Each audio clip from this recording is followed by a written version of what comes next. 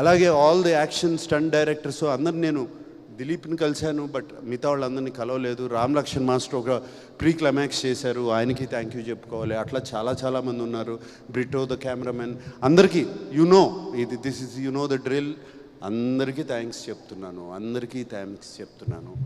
And ఫైనల్గా అఖిల్ గురించి చెప్పాలి, భాగ్యశ్రీ గురించి చెప్పాలి. Bhagyashree, she was brilliant in the film.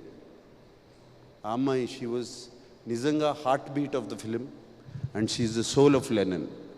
And Bhagyashree కోసము ఆ యుద్ధం చేయాలి అని అనిపించాలి, భారతి కోసం యుద్ధం చేయాలి, నేను ఆ అమ్మాయిని గుండెల్లో పెట్టుకున్నాను, ఆ అమ్మాయి కోసం నేను పగ తీర్చుకుంటాను అనేది చెప్పాలి అంటే అటు సైడ్ అంత బాగుండాలి అమ్మాయి. And she was brilliant. Bhagyashree, thank you for accepting the film. And నాకు ఇందాక చెప్పింది ఇప్పుడు గుర్తుకొస్తుంది.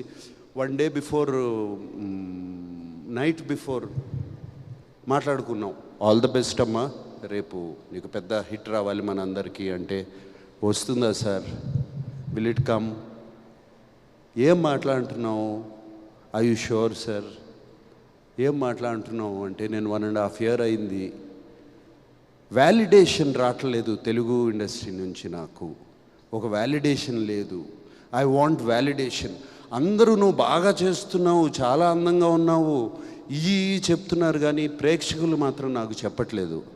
అంటే అది నీ తప్పు కాదు, మా తప్పు, అది నీ తప్పు కాదు, అది మా మేము సినిమా తీసేవాళ్ళ తప్పు, నీ తప్పు కాదు. You are doing very well, but today I'm telling you, అప్పటికి సినిమా చూడలేదు, నువ్వు ఇప్పటికిప్పుడు వెళ్ళి ఆ సినిమా చూడు అని చెప్పి అన్నపూర్ణలో అరేంజ్ చేయించి సినిమాకి పంపించాను.